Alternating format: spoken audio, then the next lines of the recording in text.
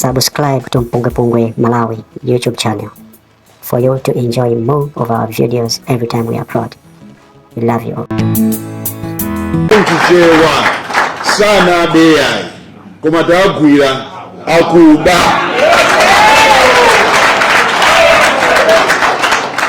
And I want to tell them this, our colleagues from DPP, we got this.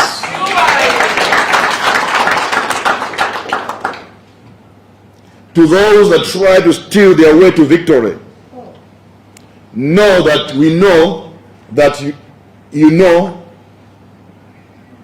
that we know your ways. I want to say that again. Know that we know that you know we know everything about your ways. This is not 2014. It's not 2009. It's not 2004. This is 2025.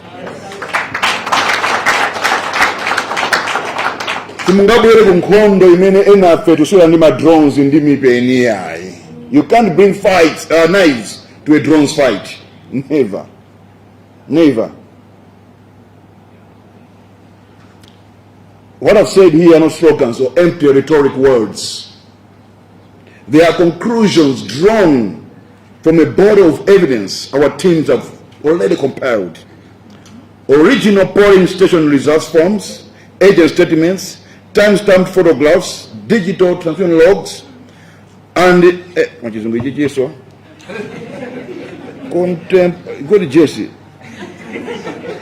Go to you like English languages Mshasa College. Okay, kuma alembacho mwejo ndesi ndichichula.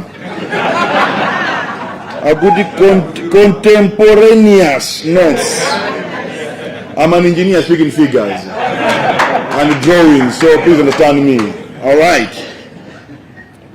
And contemporaneous notes. SG mundrembe pa WhatsApp njisunga ijini jiroweze. I must go to the computer mulibana. You know this, I believe. Okay, and from their notes, from accredited observers and party agents, the pattern is logical. SG. In another laptop, I think this is better. Thank you, Jess, for this. Huh? On another example, another example, the second one is this is hey, anyway, we just show the media the examples. What you have, just copies. Now goes now. You can't have everywhere. Only Peter Mtharika increasing.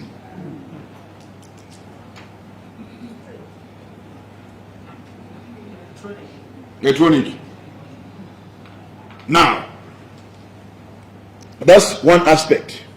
And as I speak to you this afternoon, we have already lodged a complaint with MEC yesterday, last night, on this one, before 10 o'clock, we had already lodged a complaint with MEC and signing up and a stamp. We can show you copies if need be, just the front page, not everything. We have submitted to MEC. You must also appreciate Goody when you submit. Goody Africa open announce Goody and the complaint Goody. There's a process. So sometimes when announce here, we not knowledge later on. Don't blame us or don't blame MEC. It's a process. It goes through stages before they make announcement. So bear with us and make as well. Oh, it's working, and make as well on that. Number two, stuffing of ballot papers into ballot boxes in various districts. And we have an example of Mangochi Masongola. Malawians of goodwill in Mangochi called us with evidence that some took videos of people stuffing ballot papers into ballot boxes. And last night we dispatched a team of people who this morning have done a great work and have sworn affidavits, 12 so far, from 12 monitors from 3 constituencies in Mangochi, as we speak to Panoba. We have already lodged a complaint with MEC this afternoon, and I believe it will be acknowledged later when they have a press conference about the same. And we're still comparing the same affidavits from various monitors and members of goodwill, even the presiding officers who have said no, their conscience is very clear. They don't want to be under the spirit of mammon that loves money. They say no, we can't do this. We have to speak the truth. Some are coming from Blantyre and others elsewhere with the same evidence, which we submit to make maybe tomorrow. But it's easy to come and submit the two examples I've given so far. Direct, on this one, you see, and that to what Togozi and that to TPP, they were very smart on this one. They had a good game plan, including from propaganda, media, well planned. Let's give credit where it's due, but we don't know. We got this. We got this. They are well planned and they are well organized scheme, and their plan was very good, but in an evil way. So give them credit, they are very good at it. Planning nicely to do evil and bad things to Malawians. And for that, we give them credit for that. The ones that planned this scheme of stuffing ballot papers into ballot boxes, they were clever. They knew that at the end of the day, American's party will call for physical auditing of ballot papers. Now, anapanga tupani B, ngati go that route, tikapeze mzozo mbili mbili kati moja. That's why kuchoro kwa kuti voter 181 kwa mama voter IPM 207,000. Ndio kuti azipanga staff mutimo mene moja. Now, laptop ya ni Jesse Chimwendo guy. I didn't know kuti usotoko eroti but Chimwendo jen. Kwa bati remina. Apanga. Oh yeah. It's okay. Sichanga paper net. Now, they had a plan B. Once we go for physical auditing, we find the ballot papers in the ballot boxes. That's why we have written when doing physical auditing, don't just count, but let it be a physical auditing. For the law says the physical what? Auditing, not recounting. Physical auditing. Checking about paper, the origin on the NED against what was plugged from the ballot paper booklet. The serial numbers, all that must be checked. And unfortunately, there's no time, but it has to be done at all costs, so that the credibility of the election is not in question. Then the third one is direct discrepancies. You find that in multiple polling station result forms signed by presiding officers and party agents show different tallies from those being announced at Constitutional Center.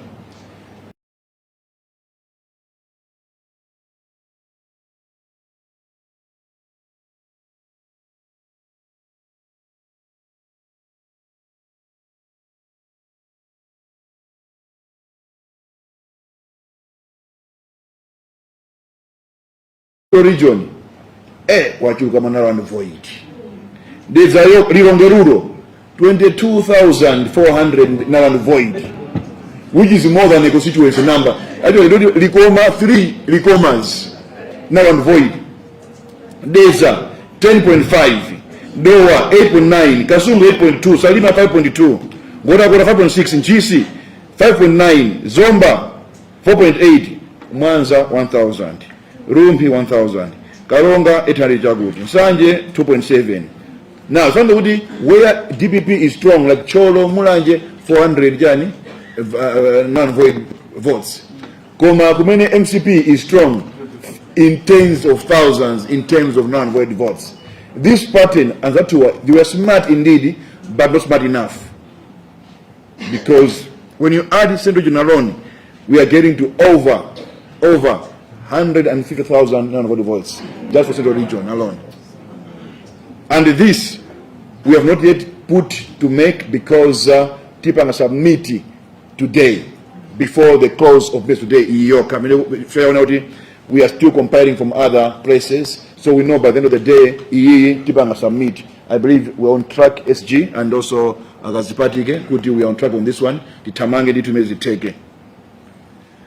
Then again, we've got a chain of custody concerns. In several instances, our agents were denied full access to tally materials or were obstructed when attempting to verify constituency level documents.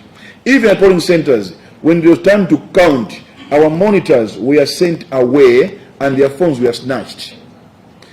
Especially in the eastern region, Sapitwa Belt. I don't call it Lomwe Belt, I call it Sapitwa Belt. So for the eastern region, Sapitwa Belt and pockets of the lower Shire, whereby our monitors were literally denied access to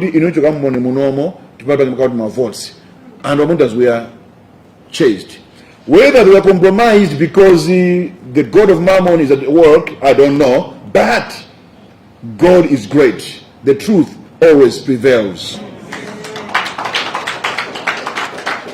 These obstructions break the chain of custody and raise the risk that original records were altered after polling.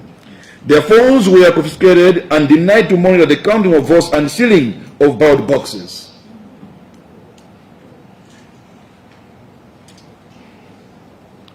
Because these are factual evidence-based findings, and because of democracy demands, and because democracy demands transparency, the Malawi Congress Party has taken the above complaints to Malawi Electoral Commission, and we're compiling more evidence on the same, except for one, Mpaka now avoid votes in Central Region, which is suspicious. We are trying to check. It has never happened before. It's a new way from TPEX to now and void.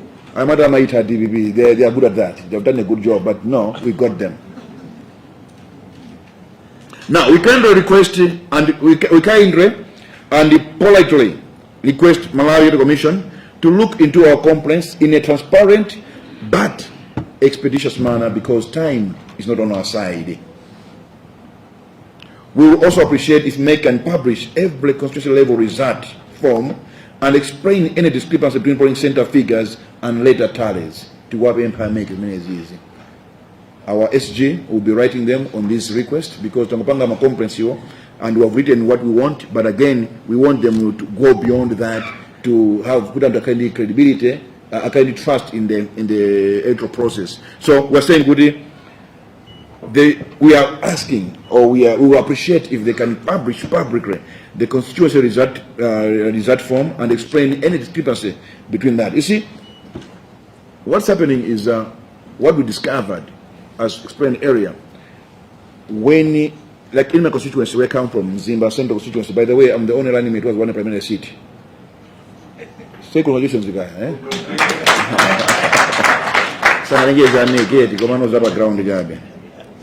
Now, running mate on a primary seat, I got by national level. No, not possible. Now, what's happening with it? For the sake of our friends to understand, when you're transferring the manually transmitted computer the tally sheet into the EMD, what's the good voter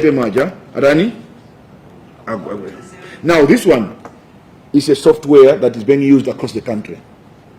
In no way only 1 or 2 or 3 or 5 or 16 or 20 can be compromised. It means every EMD machine was compromised in that area, in that aspect. Now, if that is compromised, what about the total tallying system?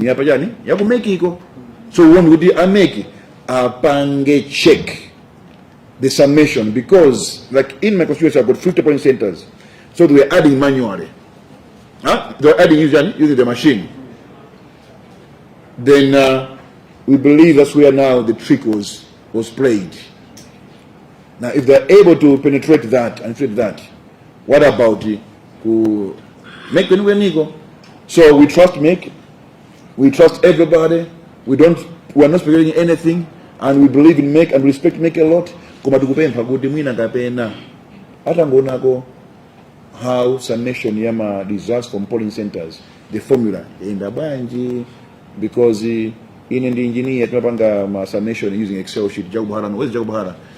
He knows how we do summation, field quantity and cast quantity. Sometimes use AutoCAD to computing. You use what? You use Excel. The summation is they put some figures to increase volumes. So we're saying, to pay. Now, the worrying part, Dodi, is only consistent with one candidate. That then,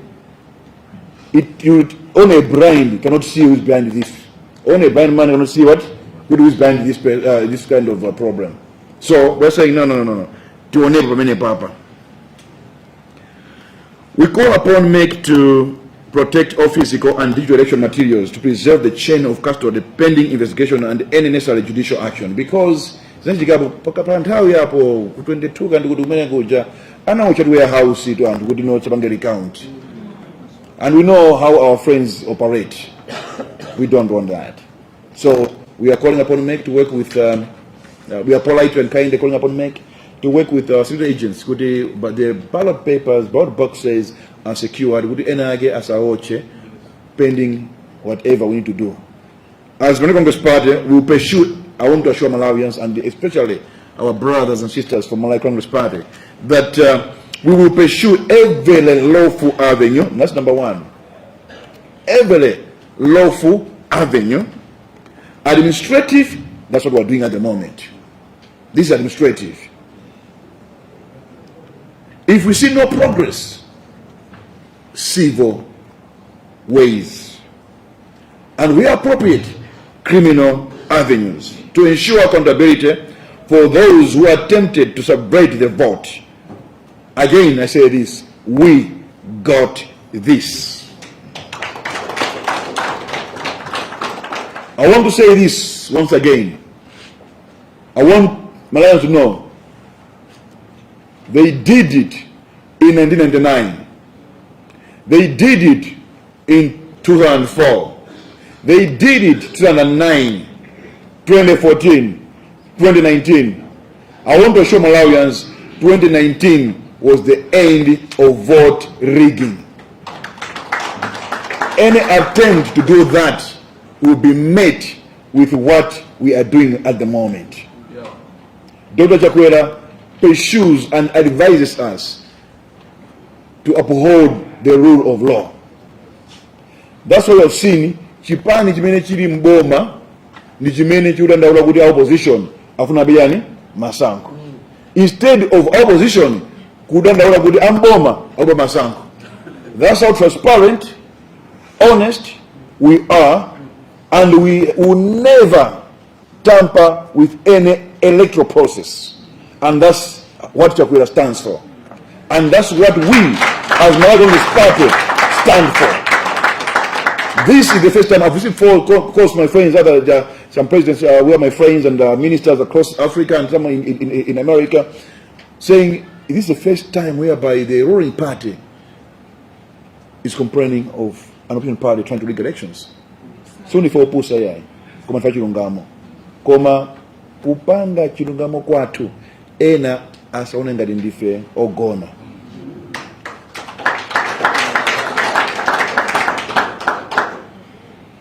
Our institutions, our observers, and our civic resolve are stronger. We will not be intimidated by manipulation, sabotage, deception, because I've seen a lot of people, even upright men, have been deceived. No propaganda. No matter who has been hired to champion the evil agenda, will not be intimidated. I've been attacked personally on social media and everywhere, but I've got eyes on my ball. I never get moved. When you stop at every dog that is barking, you never reach your destination. I repeat, when you stop at every dog that is barking, you never reach your destination. You miss your goal. We will not answer to taunts with threats, because we have seen facts, we have seen evidence, and only those who are hired to champion the evil agenda through propaganda will still be blind to what you have said today, what I said on Friday, and what is going on. We will answer that not with threats. As someone said, we don't do that. The only person who can nyenya is the one who can steal elections. We will answer them with evidence, law, and the full force of a democratic procedure. They came with knives to a drones fight. I will ponder.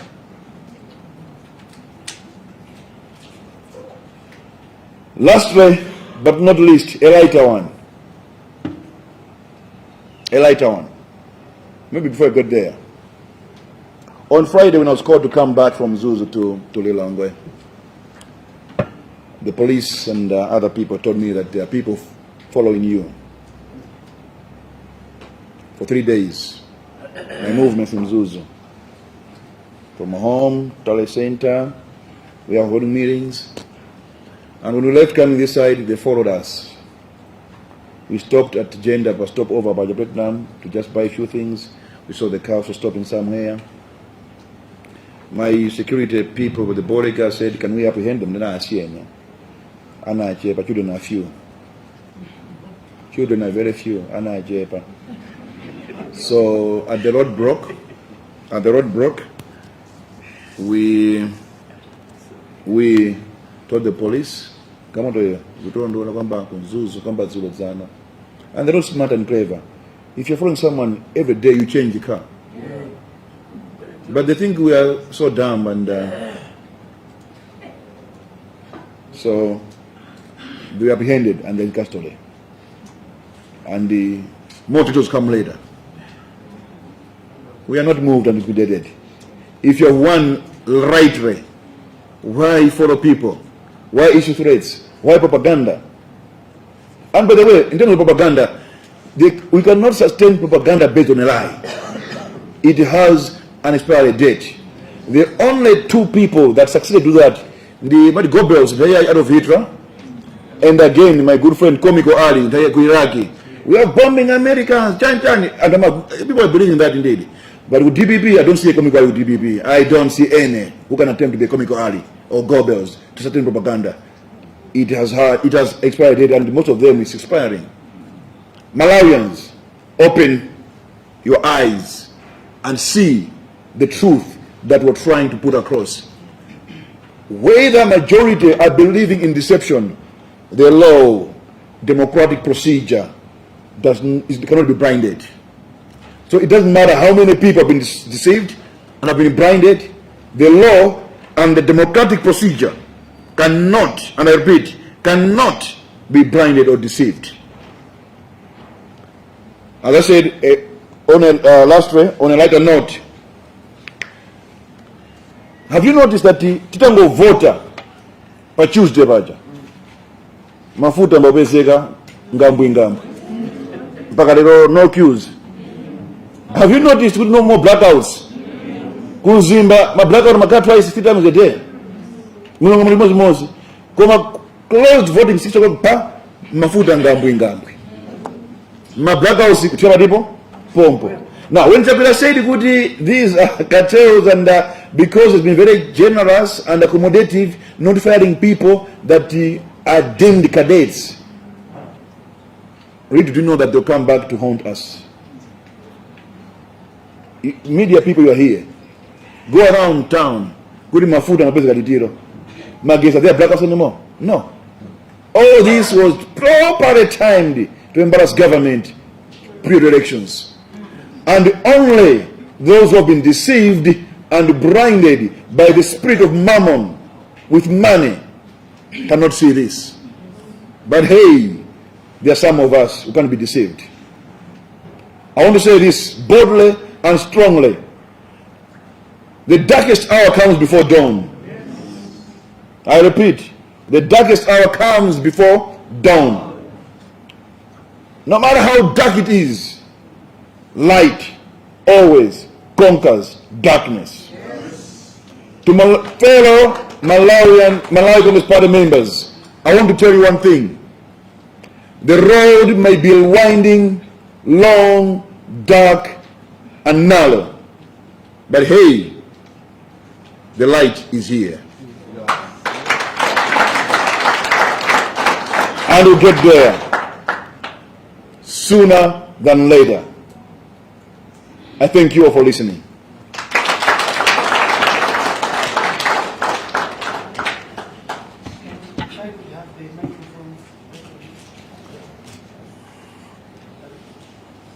Maybe you see on that one, Mr. John. The way Zodiac was here just going to this was, yeah. So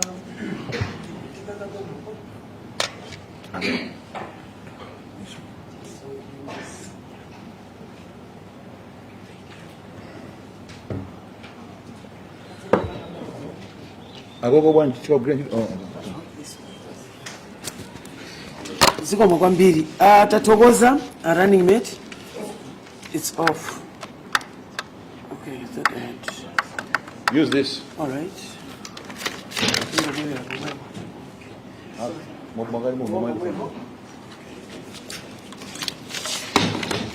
Zikomo kwambiri running mate. Naona kuti chifukwa chakufunikira kwa izi kwa nkhani ya lero ndingo mwasanga kuyika mchichewa. Nkhani ya meta kumandana pano ndiya kuti masankho akuchitika ife amalayi Congress Party tawina kale nde mutu wa nkhani ndika. Ndipo running mate ayamba kuonetsa kuti 2014 adayesa utibera. 2020 ndi pamene kunakhala ngati ambuye atibwezeretsa. Ndipo chimene tikunena ife amalayi Congress Party ulendo uno sikuti wina afuna atibereso. Ndekuli ena mukumanena kuti akuberani muli pa mpando. Running mate anena kuti ayi sana tiberi. Chifukwa meki sina tulutse mtsogoleri. Mukuti wani wawina ndani. Chachitika nchoti taagwira akufuna kuba. Ndiye mukamani thandizeni. Yang'anitsitsani zimene zakhazi kuchitika. Alongosolaso kuti mabedo yake amatani. Choyamba pamaoneka kuti kumaonjezeredwa manambala amtalika. Anthu akumudzi mwina mukumalepera kulongosola kuti akuti amabamotani. Choyamba paonetsedwa pepala loonetsa kuti zoyikidwa mu kompyuta zikusiyana ndi zolemba pamanja. Zinazo amaonjezera ndi kumachepetsa mavoti achakwera. Kumene kukuonekanso nkhani ya null and void kapena zimene zaonongeka. Zapano kosa kumene MCP maoneka kuti ili strong. Zikuoneka kuti zambiri zimangoyikidwa pambali kuti zaonongeka. Kutanthauza kuti mavota ambiri ama MP a president maka president ayikidwa pamodzi ndi onongeka. Running mate anenaso kuti ife mene takhala pano ma monitors ena amatulutsidwa nthawi yowerenga amatulutsa mrumu ndikupezeka kuti ena mpaka kumathamangitsidwa ena kupwetekeka mkati chifukwa kumudzi kumukena zoti kodi chatsitsa dzaye nchani. Nkhani imene timakambirana pano ndi imene iyi kuti tabwera kudzaonetsa kuti anthu amachita kugwiritsa makina imene akuti software kutanthauza kuti kumagwiritsidwa ntchito mamashini kuti anthu awabwere. Ndiye nkhani chimene tabwera kuti tidzanene pano ndichoti ife ndifoyamika amalawi munadzipereka mwapita mwakavota tikuthokozeni kwambiri ndipo mwasunga bata. Ndiye ife tabwera pano kudzanena kuti chilungamo chioneke ndipo wina akamationa tili du mmene tililimu sikuti ife ndifogona koma kuti ife timafuna kutsata ndondomeko. Ife ndi chipani cha chilungamo. Kukhala pa mpando sikutanthauza kuti tidzibweretsa chitonzo. Tidakafuna zilakakazo sezi zitasokonekera. Koma ife dziko lino timalikonda. Achakwera amalikonda dziko lino. Sikuti iwo akunena kuti zonse akunena kuti chilungamo chioneke. Ndiye papa mukati muonetsetse za lero. Taona kuti masankhowa kunena zoona. Wina atafusa ndi chani chachodetsa zinthu. Tinena kuti chimene chasokoneza zinthu ndichoti ena makamaka titi anzathu adipipiwa malo moti aendere chilungamo akuyendera kufuna kubera. Ndeti manena pano pa kampeni ife timayesa kuti DPP yasintha khalidwe.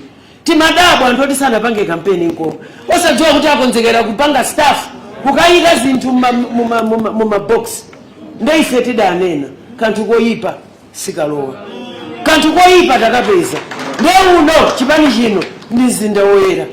Ndi mzinda woyera umene siudzalola kuti kanthu koyipa kalowe.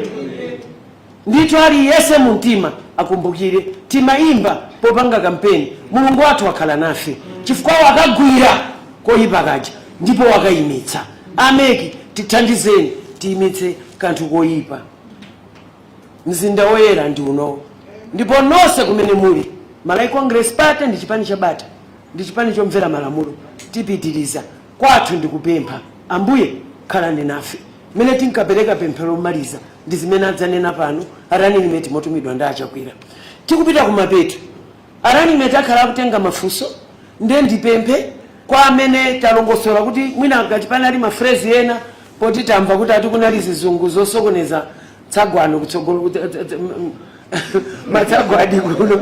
Ndiye ndipemphe kuti amene sitinamvese summary ya zimene zizi inali mmenempo kwa anu ake chinthuchi ali kumudzi anu ake sali pano pa Capital Hotel tikuyenera kuti tilongosole moti aliyese amvetse zikomo kwambiri pa nthawi ino ndipemphe mafunso amene ayankhidwe ndi running mate athu nde munthu akarafuna kufunsa akweze dzanja anene kuti akuchokera kuti tipemphe mafunso anthu mabwera ndikale ndipo kuti zambiri zoti tichite Malawi Congress Party mafuna ilemekeze nthawi yanu nde mufunse funso direct ndipo ngati funso limene wafunsa wina wafunsa kale lisakwerezedwe amene tifuna tifunse anyuzi bwerani pano ndipo masukani funsani china chilichonse tikufuna kuti muyankhidwe inu ndi udindo wanu kuti muthe kufunsa funso masukani ndithu mubwera kutsogoloko tibero vinai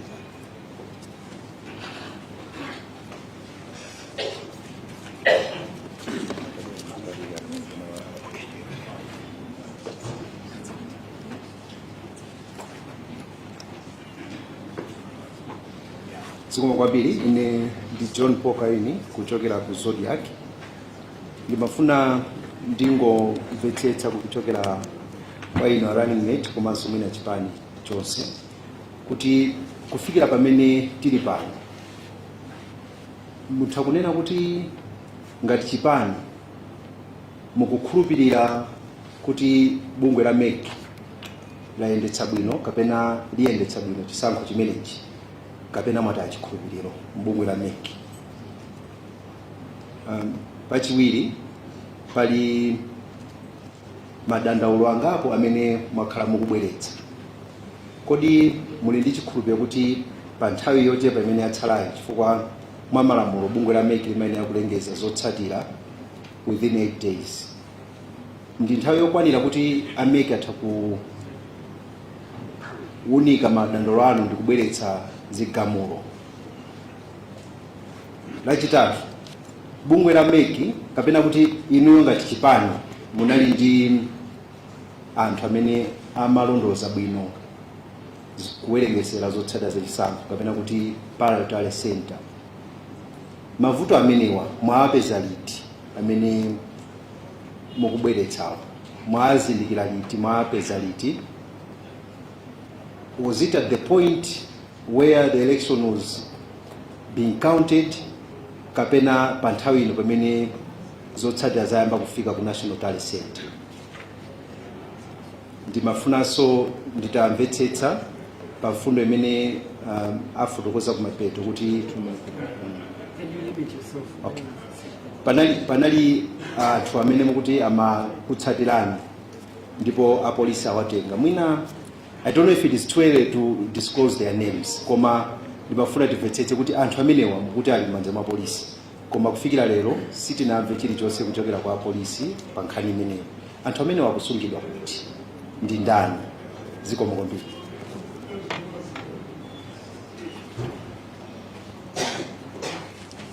We'll take the first three. I'm going to limit your questions to 2. Alright, jina langa ndine Messi Matonga kutoka Good Times.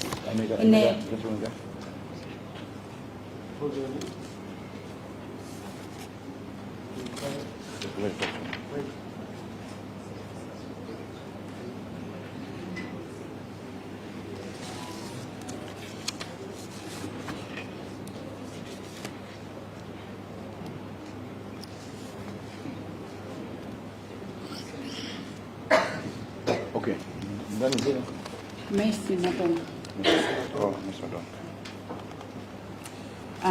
Bakulankhula kwanu munayankhulapo kuti mavoti kapena zotsatira zimene zikumaoneka kuchoka ku chipani cha DPP zikumaonetsa kuti zomwe zalembedwa papepala ndi zimene zikumakatuluka chinthu chicha chikapangidwa print zikumaoneka kuti zikusiyana, zikumaoneka kuti za apita mothalika zachuluka kuposera zimene zinalembedwa ndikupera kuti namva bwino. System imene kugwiritsidwa ntchito pano popanga transmit ma results kapena kuprinta zotsatira zimene mathematic inavomerezedwa ndipo inaunikidwa ndipo pakhala zochuluka zoyankhulidwa kuphatiza kuti kunali ku court kuti anthu akapange audit system imeneyi ndipo nkhani imene inathetsedwa.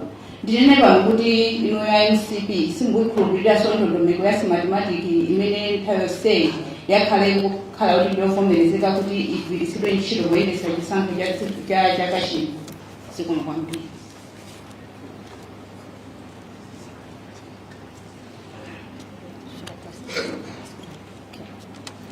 Ndine Ruth. Okay.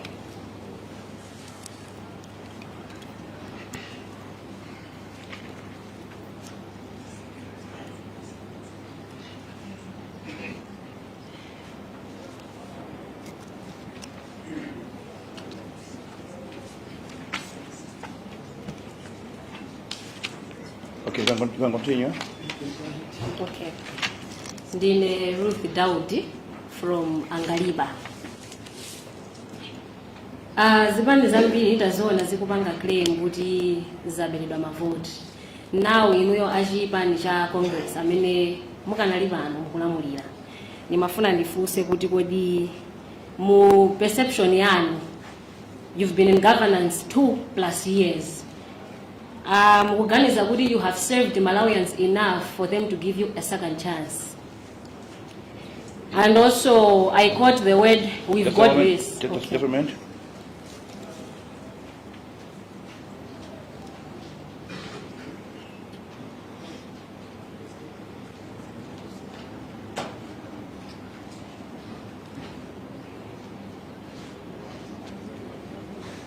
All right, second, yeah, we got this. Yes, I caught the word, we've got this. With that word, being Antonina Kuti Mulimboma Kali, why are you not confident enough waiting for the results than making a statement every now and then, Kuti Mabweda Mavot? Thank you.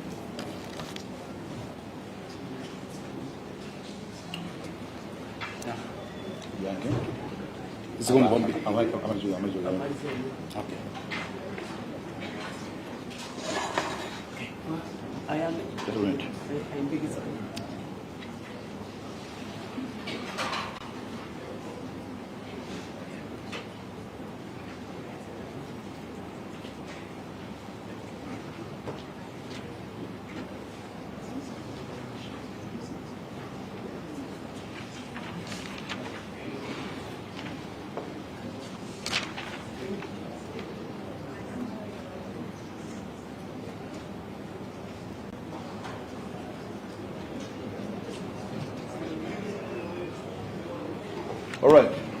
All right. Zimu kwambiri, ine ndi Patrick Kachere kuchokera ku Umuntu FM.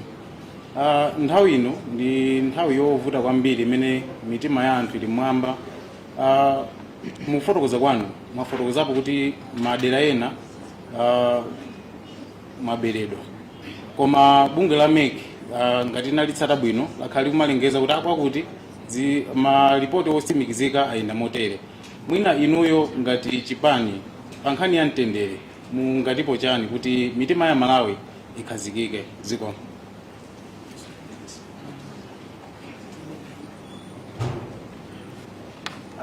Panta ino tapatsa running mate mwayi woti ayankheko chifazi ya mbolo lowana akachoka ameneko will give you a chance ali a surface ndithu then mwina akuyankha you can take your seats then you come in the order ene mudiri ziko. All right. They come there. Una niko. All right.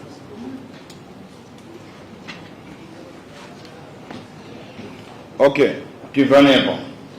John Paul from John Paul from Zodiac. Do we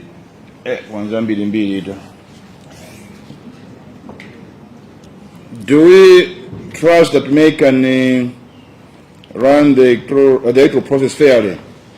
We have trust in MEC, no doubt about that. If we didn't have trust in MEC, we wouldn't have been lodging complaints to them. We would have gone straight to court. But because we trust the electoral process, democratic processes, and we trust in MEC, that's why our complaints are going to MEC. So we are proving our trust in MEC by going to them with our complaints, not going to court. Right, you reading? That's what good.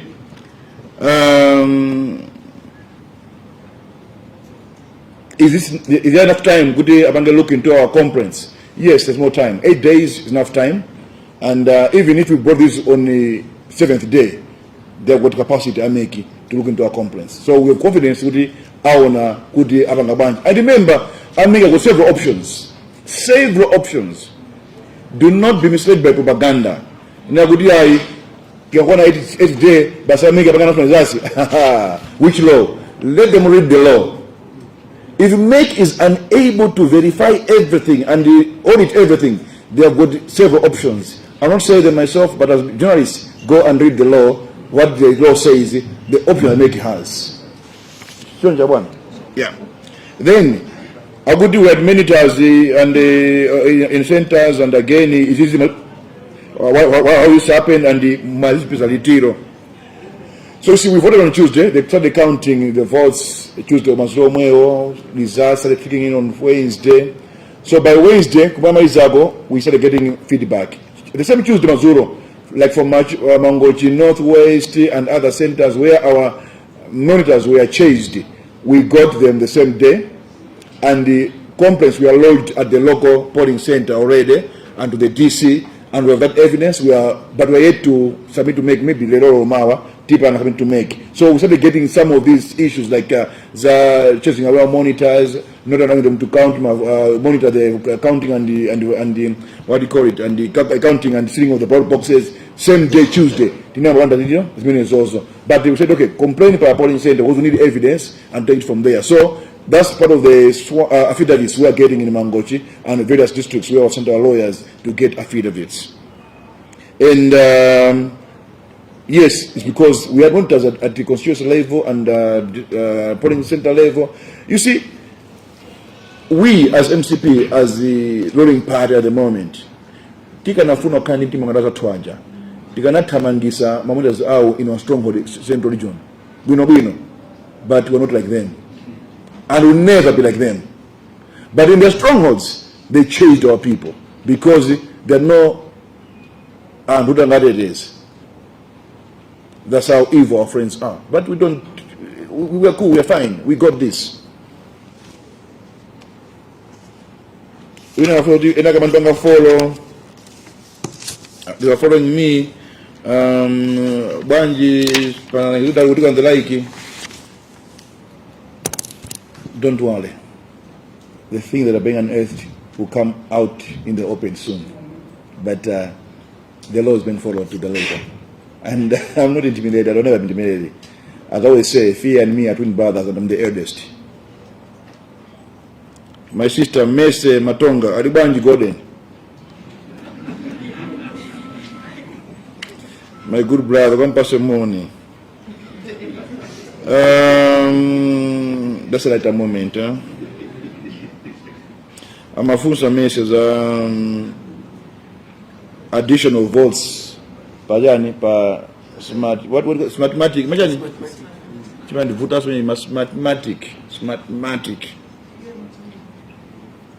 You see, Nina Gudi and Zatwaja, they're very smart in doing evil.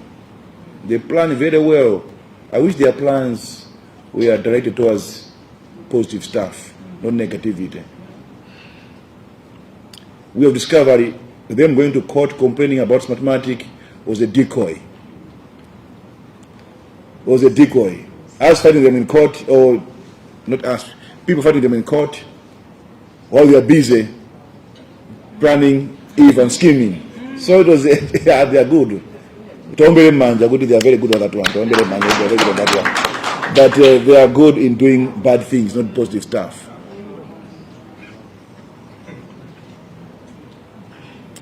Do we trust mathematics? Yes, we do. Very much so. We do.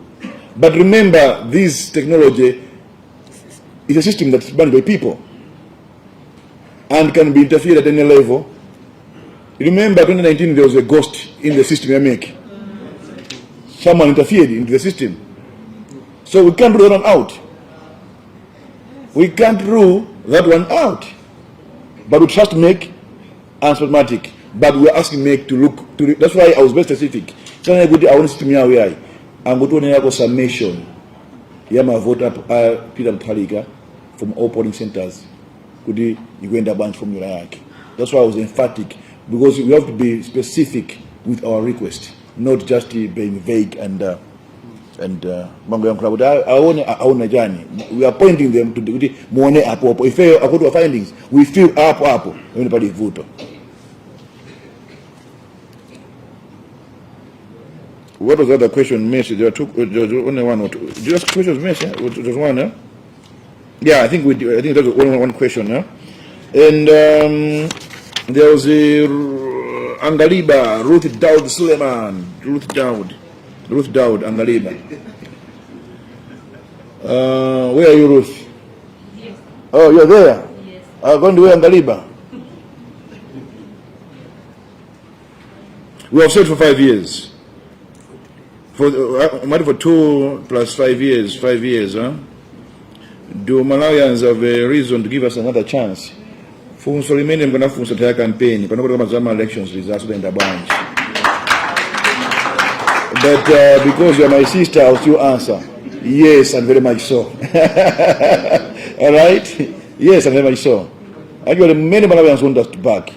Actually, 50 plus 1 Malawians want us back in power. By the way, when I say we got this, we got this. That's why when I found out as many as also good, we got this.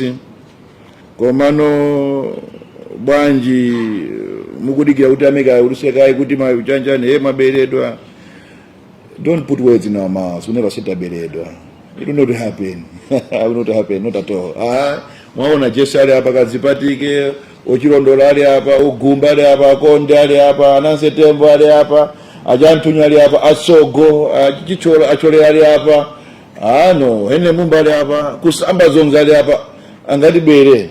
Joshua Malango ndevu zoma sharubu alipo mpano. Zona akabere muntu passing masharuba Joshua Malango. Singateke zimenezo yayi. My point is tawgira kuba. Inchitumbuka tabakora bakwiba. Tabakora upanga vya ungwibi. Then Panali naso ukamabe do nyumba kwanu Ruth Dowd obeza kuba kukubera amuzika ekuba pene ndandaule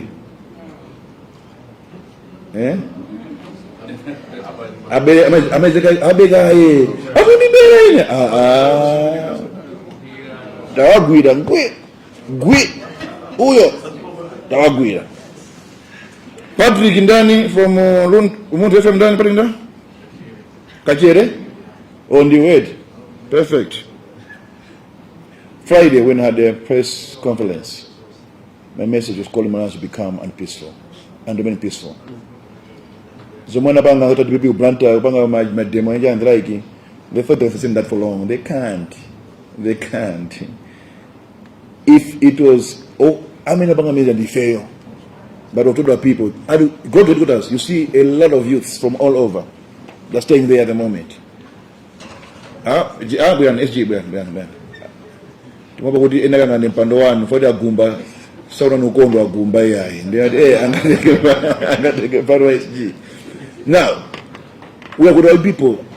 If we want God, we're going to unleash them. But we don't. We are a peaceful party. And the team yo wina sima ponda yai. Opangono. Unamona Mbappe akuponda Mbappe. Sama ponda Mbappe yai. All right. Another set of questions.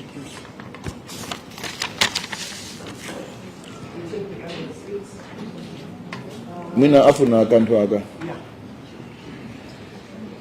Omaliza the last year. The last right? Yeah. Please make it brief to the point and good. Zinalanga ndine wasi mlape kujekea kukasungu radio. Ndikafuna kiziwe nao kunena kuti fika na kongwe la mengi na tumizi zako zama councils 9. Pama council 9 amene kongwe la mengi katimiza. Ndimafuna ndidziwe kuchokera kuchipani. Mulinayo kuto lina nili lose lama results amene wa kama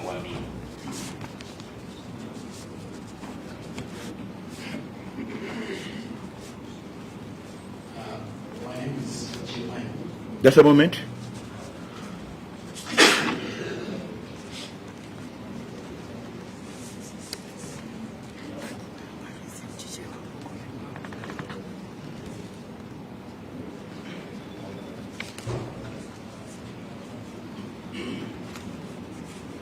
All right, another. Yeah. Then, eh? Jim? Michael from England. Jim, okay, Jim. Okay. Yeah? GBS. Yes, GBS. Did you mean? Eh? GBS TV. Where's it come GBS TV. Oh wow, okay, GBS TV. All right. You have just indicated that. Yeah. You have just indicated some of the challenges which you have noted during the electoral process. Now, I wish to know how are you going to make sure that you are seeking for clarity doesn't compromise the main services and their process of coming up with official results. Thank you. Your English is too English. I'm a van tabokas. Your English is too English, eh? From the challenges which you have noted, I wish to know how are you going to make sure that you are seeking for justice and clarity does not compromise the Malawi Electoral Commission services and seeking coming up with official results. All right, thank you so much.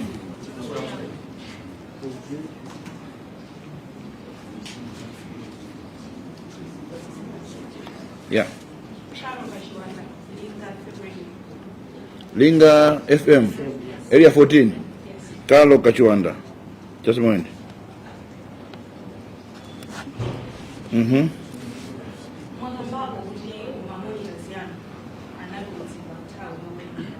Not only, mostly in the eastern and southern region. Yeah.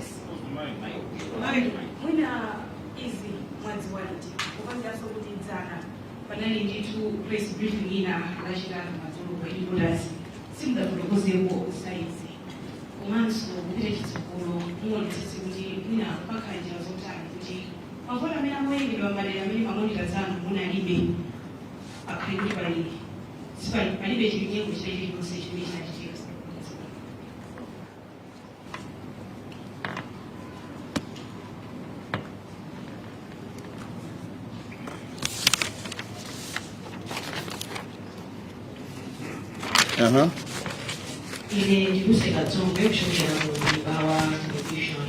Ndani zina? Luse Katsongwe kushokera kumibawa. Pamene mukuligira kuti meki mwina liyankhe madandaulo amene mwamapereka, anthu anu kuswelini afusaso Madamu Kabwira, anthu anu kwakusekeretsa motani kuti chotsatira china chilichonse chimene chingabwere athe kuchilandira dzikomo.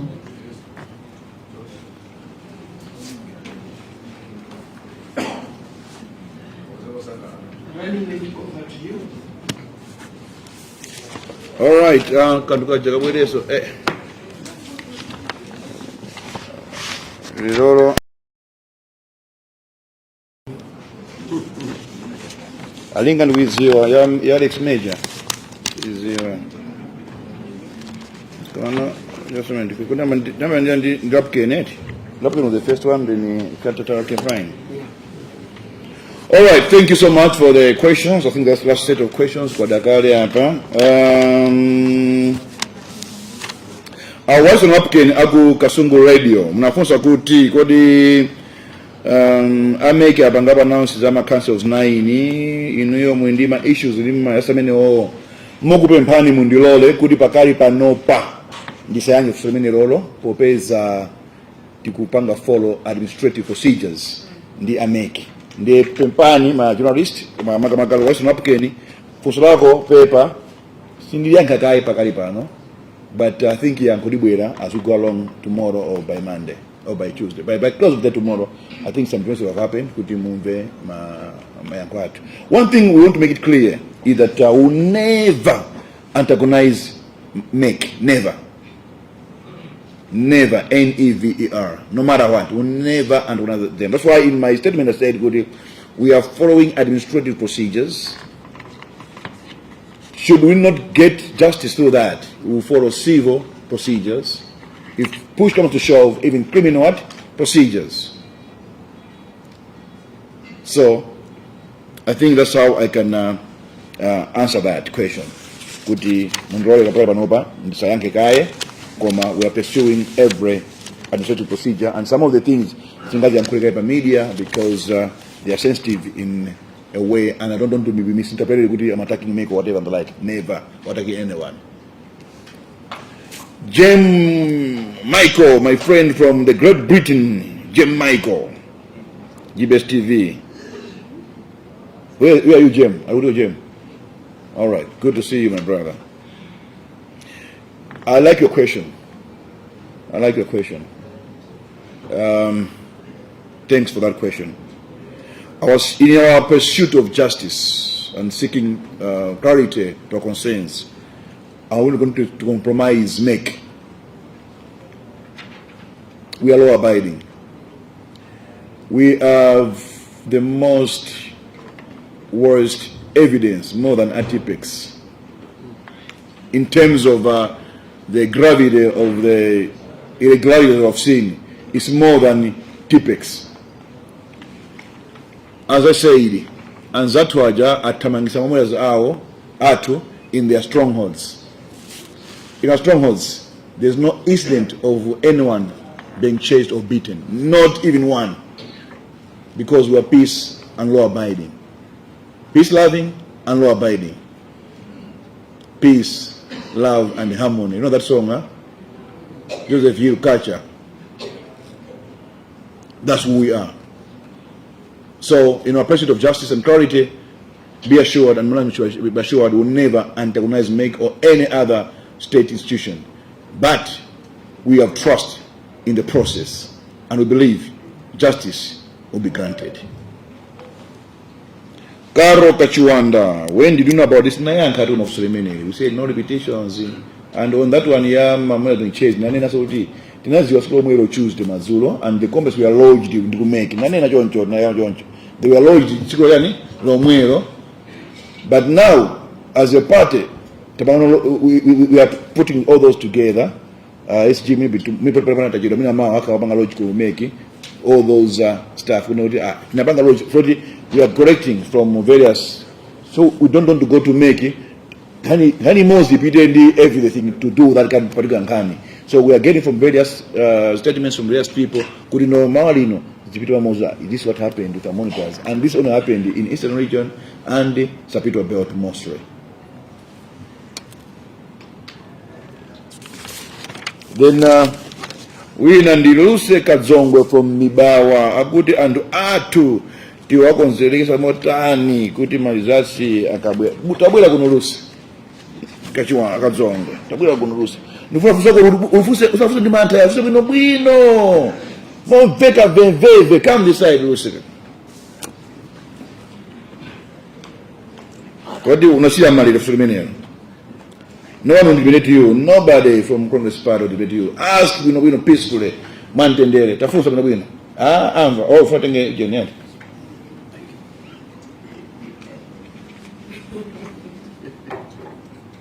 Chuchu. Ona boxi na kusema mata. Usolole na ili to straight to the point. Majisanko timendize na sotalina. Ziwili. Kuna kala kumbia garage sila kukala draw. Oma ukujisanko sitazwi kuina kana kugonja. In case Malawi decides otherwise as MCB Antoine chotalira yajisanko chimene chichi telegezo lishabira mwina mene simukanizira Antuwa mukwakonzegereza kuti atati uchivomereza chimene mwina Malawi angasankhe kuti akupangire ziwe kwambiri honorable. Perfect.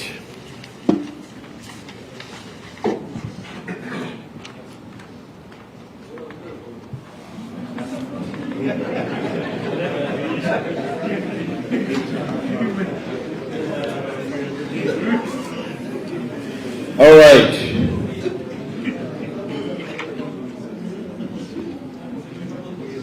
I'm saying this to Malawians.